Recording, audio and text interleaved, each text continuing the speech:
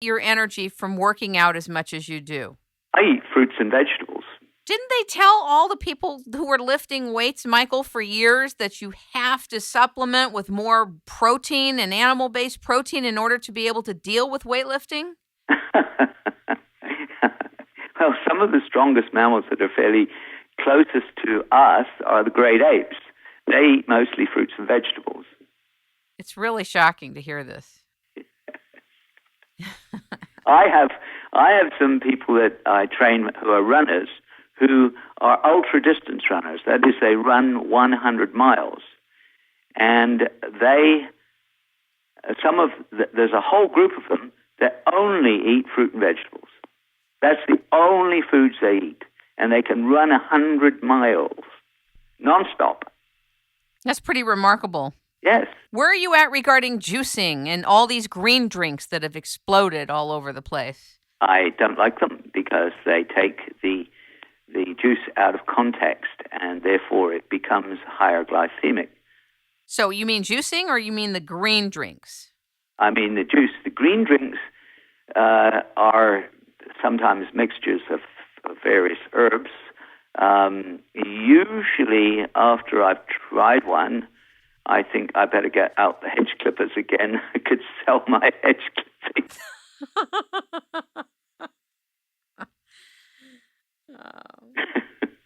Who has been your biggest opponents or people that took an issue with what you're doing and what you're saying? Oh, my goodness, there must be thousands of people that take issue. I don't mind people having an alternative view. I just go with the science. But, well, over the last 30 years, I must say it has changed dramatically.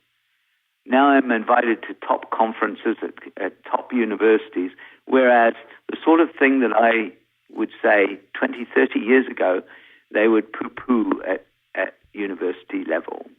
Isn't that true that academia fights harder, almost as hard as industry? Oh, yes.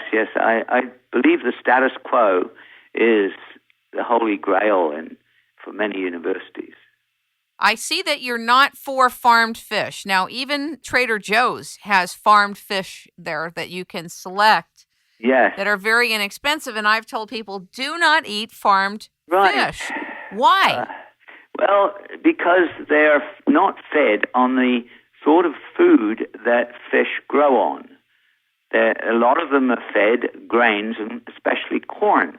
And the corn turns up as carbon atoms in their flesh and various other things. And the fats that they have in their body are not the long-chain 6-carbon omega-3 fats that are found in wild fish. You also talked about the huge amount of toxins that are in farmed fish. And I really want you to name the names because for consumers, we don't know this. Right. Well, I think in one of the books, it may be the book, I gave a graph of the toxins found by the Canadian government measuring the various farmed fish. It's pretty frightening. You said there's a huge pile of evidence that farmed fish are contaminated with polybrominated diphenyls, PBDs, dioxins, pesticides, mostly from their feed. That's not my figures. I mean, these are the government figures. It's an unfortunate byproduct of trying to raise a wild animal in a tiny little pond. You get all of the industrial pollutants that is in the food that they give them, which is a fairly low-grade cereal grains, and the water and the land around it. What do you think of coconut oil? Not much. I think the coconut oil people have responded very strongly to criticisms of the saturated nature of coconut oil and brought out some of its good features. But I like it on the skin. I don't eat it because it's pretty strong to taste. I don't think it does your skin any harm. No. Are you going to run a marathon?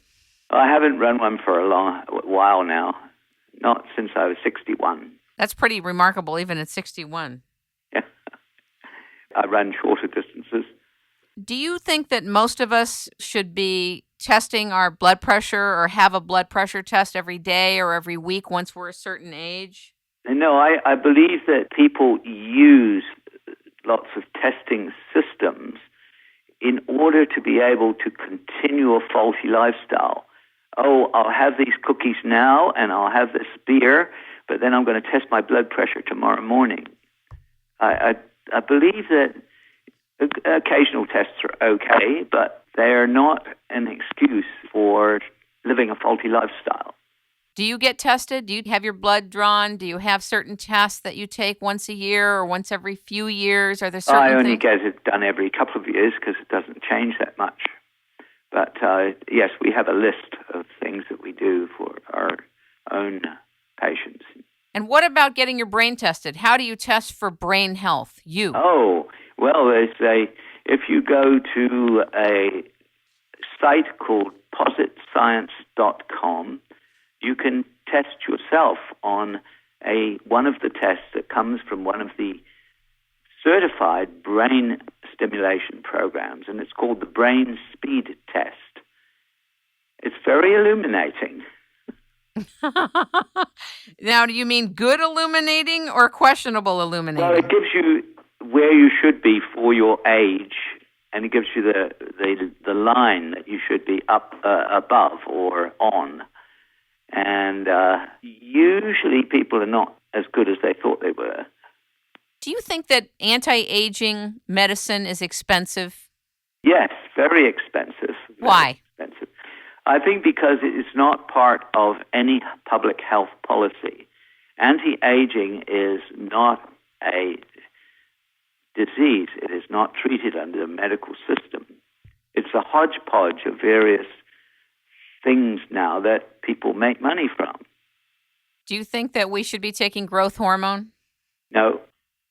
The major problem with growth hormone is you take an aging system and you then pump into it a fairly strong stimulant.